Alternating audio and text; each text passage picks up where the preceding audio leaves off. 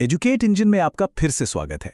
आज हम एक नई जॉब नोटिफिकेशन का विश्लेषण कर रहे हैं, तो चलिए डिटेल्स देखते हैं।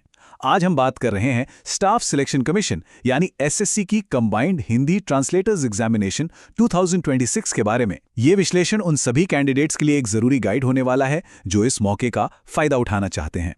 तो आज के इस विश्लेषण में हम स्टेप बाय स्टेप सारी चीजें समझेंगे। हम जरूरी तारीखों से शुरू करेंगे, फिर देखेंगे कि कौन कौन सी पोस्ट हैं, सैलरी क्या है और कौन अप्लाई कर सकता है। इसके बाद एप्लीकेशन का सही तरीका, एग्जाम का पैटर्न और आखिर में सिलेक्शन के नियम क्या हैं, सब कुछ कवर करेंगे। किसी भी एप्लीकेशन का सबसे पहला और ज़रूरी नियम है टाइम पर होना। तो चलिए सबसे पहले उन ज़रूरी तारीखों पर नज़र डालते हैं जिन्हें भूलना मतलब इस दौड़ से बाहर हो जाना। ये रहा पूरी प्रक्रिया का टाइमलाइन। ध्यान दीजिए, एप्लीकेशन विंडो 23 अप्रैल को खुल रही है और 14 मई को रात 11 बजे बंद हो जाएगी। और हाँ, एसएससी ने साफ साफ कहा है कि आखिरी दिनों में सर्वर पर बहुत ज्यादा लोड होता है, इसलिए लास्ट डेट का इंतजार तो बिल्कुल मत कीजिएगा।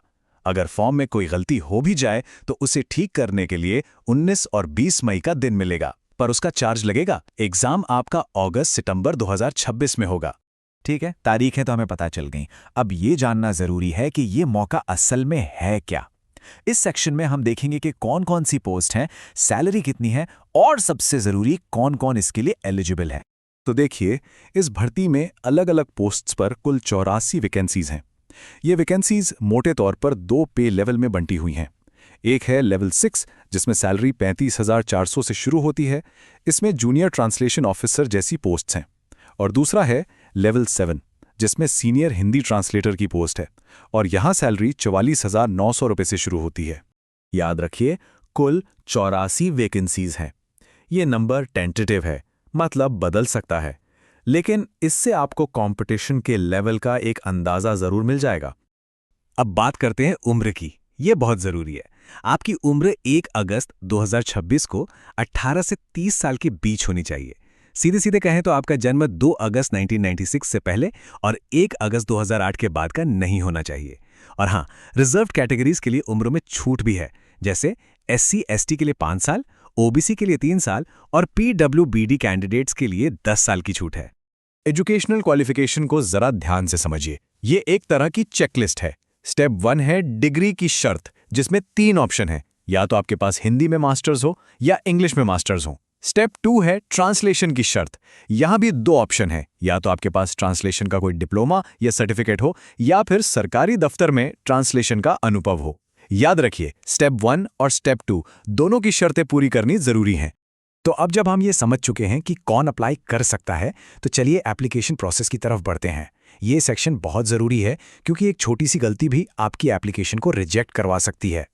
सबसे पहली और बड़ी बात, सभी को एसएससी के नए पोर्टल ssc.gov.in पर वन टाइम रजिस्ट्रेशन यानी OTR करना ही करना है। पुराने पोर्टल का कोई भी डेटा यहाँ काम नहीं आएगा और हमारी सलाह है कि आप आधार ऑथेंटिकेशन वाला रास्ता ही चुनें। ये आसान है और एग्जाम के दिन आपको ज़्यादा ID प्रूफ की ज़रूरत नहीं पड़ेगी। प्लीज़ इस पर बहुत ध्यान दीजिए, पहले से खींची हुई फोटो अब बिल्कुल नहीं चलेगी। सिस्टम वेबकैम या एसएससी के मोबाइल ऐप से आपकी एक लाइव फोटो लेगा। फोटो का बैकग्राउंड प्लेन हो, लाइट अच्छी हो और आपका चेहरा स्क्रीन पर बने बॉक्स के ठीक अंदर होना चाहिए। टोपी, मास्क या चश्मे के लिए 0 टॉलरेंस है। और हाँ, सिग्नेचर भी साफ होना चाहिए, वरना एप्लीकेशन रिजेक्ट हो जाएगी।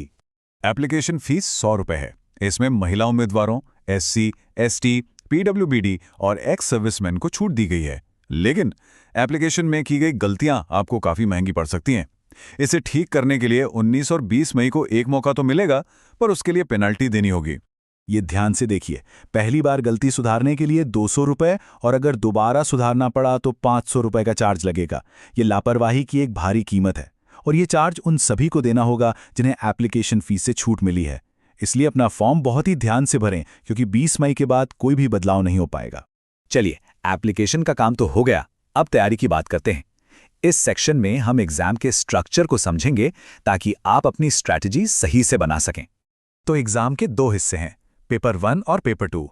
पेपर 1 कंप्यूटर पर होगा और इसमें ऑब्जेक्टिव टाइप सवाल होंगे।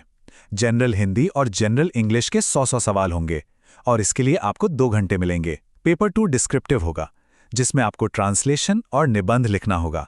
ये 200 नंबर का होगा और इसके लिए भी 2 घंटे का टाइम मिलेगा।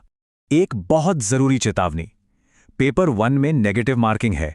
हर गलत जवाब के लिए आपके 0.25 नंबर कट जाएंगे, तो तुक्केबाजी से बचें। सिर्फ उन्हीं सवालों का जवाब दें जिनके बारे में आप पक्के तौर पर जानते हो।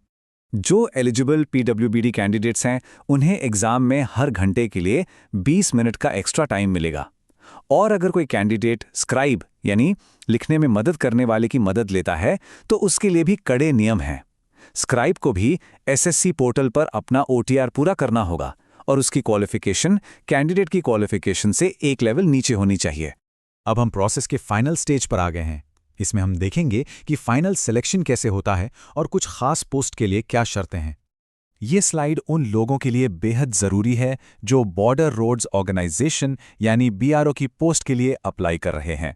पहली बात, इन पोस्ट्स के लिए सिर्फ पुरुष उम्मीदवार ही एलिजिबल हैं।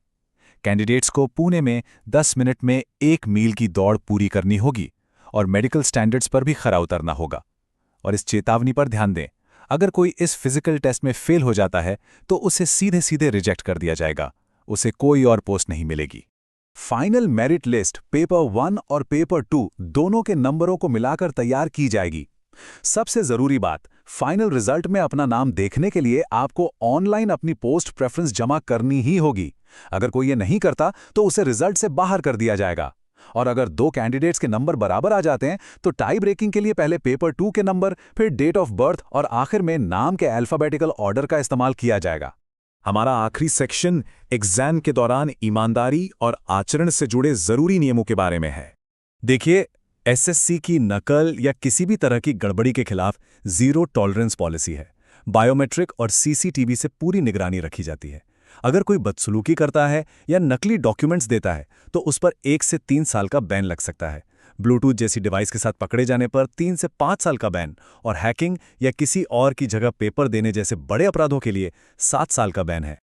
तो अब जब आपको सारी जानकारी मिल चुकी है तो sc.gov.in पर अपनी एप्लीकेशन यात्रा शुरू करने का समय आ गया है। बस हर कदम सावधानी से उठाइएगा और जॉब्स के अपडेट्स के लिए एजुकेट इंजन को सब्सक्राइब करना मत भूलिएगा। देखने के लिए धन्यवाद।